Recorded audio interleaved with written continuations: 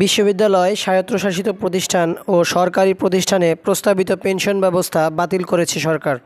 শনিবার ৩ আগস্ট গণভবনে পেশাজীবী সমন্বয় পরিষদের কেন্দ্রীয় নেতাদের সঙ্গে বৈঠকে পেনশন ব্যবস্থা বাতিলের ঘোষণা দেন প্রধানমন্ত্রী শেখ হাসিনা।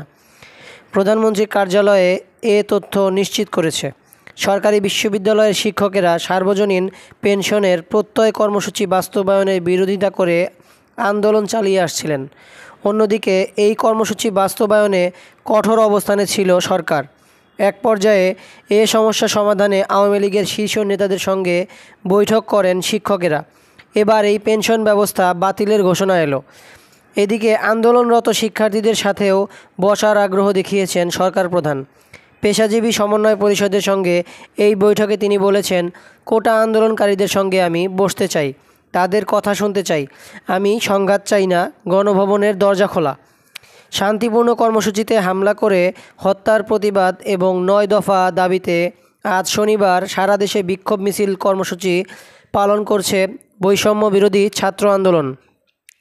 আগামীকাল রোববার থেকে অনির্দিষ্টকালের জন্য সর্বাত্মক অসহযোগ আন্দোলনের ডাক দিয়েছে তারা। গতকাল শুক্রবার তারা এই কর্মসূচি দেয়। প্রধানমন্ত্রীর এমন আহ্বানের পর আন্দোলনকারীরা শিক্ষার্থীরা কী পদক্ষেপ নেয় তা এখন দেখার বিষয়। জানা গেছে, দেশে সৃষ্ট পরিস্থিতিতে আজ বিকেল 4টায় গণভবনে বিভিন্ন শ্রমিক সংগঠনের কেন্দ্রীয় নেতাদের সাথেও বৈঠকে রয়েছে আওয়ামী লীগ সভাপতির। আগামীকাল রোববার বিকেল 4:30টায় গণভবনে সাংস্কৃতিক কর্মীদের সঙ্গেও বসবেন তিনি।